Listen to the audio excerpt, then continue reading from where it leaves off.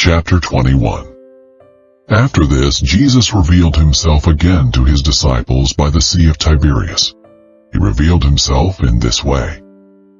Simon Peter, Thomas, called twin, Nathanael from Cana of Galilee, Zebedee's sons, and two others of his disciples were together.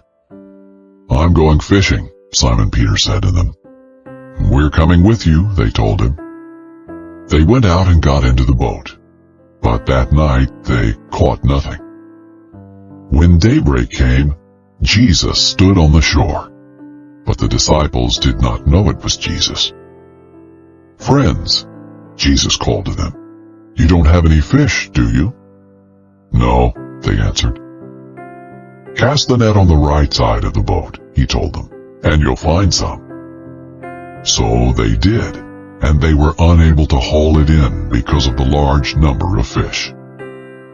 The disciple, the one Jesus loved, said to Peter, "It is the Lord."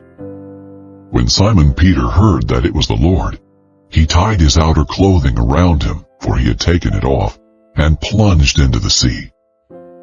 Since they were not far from land, about 100 yards away, the other disciples came in the boat, dragging the net full of fish. When they got out on land, they saw a charcoal fire there, with fish lying on it, and bread. "Bring some of the fish you've just caught," Jesus told them. So Simon Peter climbed up and hauled the net ashore, full of large fish, 153 of them. Even though there were so many, the net was not torn.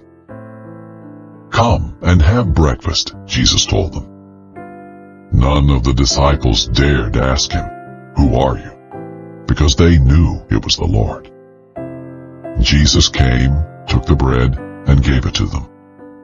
He did the same with the fish.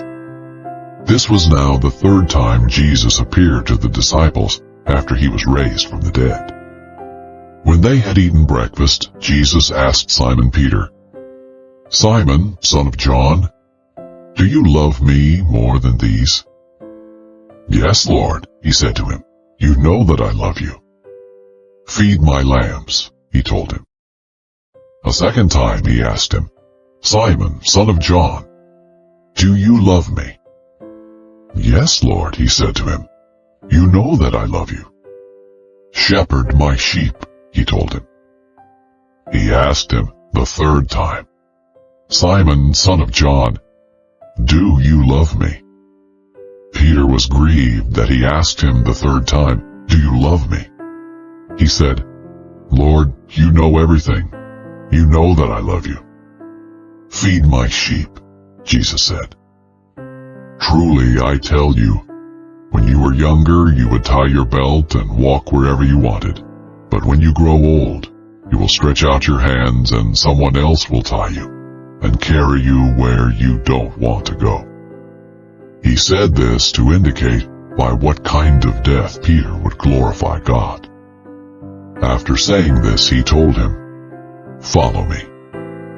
So Peter turned around and saw the disciple Jesus loved following them, the one who had leaned back against Jesus at the supper and asked, "Lord, who is the one that's going to betray you?"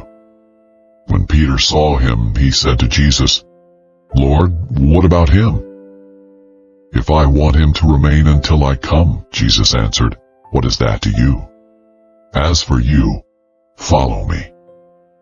So this rumor spread to the brothers and sisters that this disciple would not die.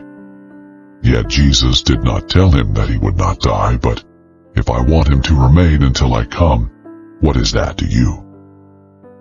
This is the disciple who testifies to these things, and who wrote them down. We know that his testimony is true.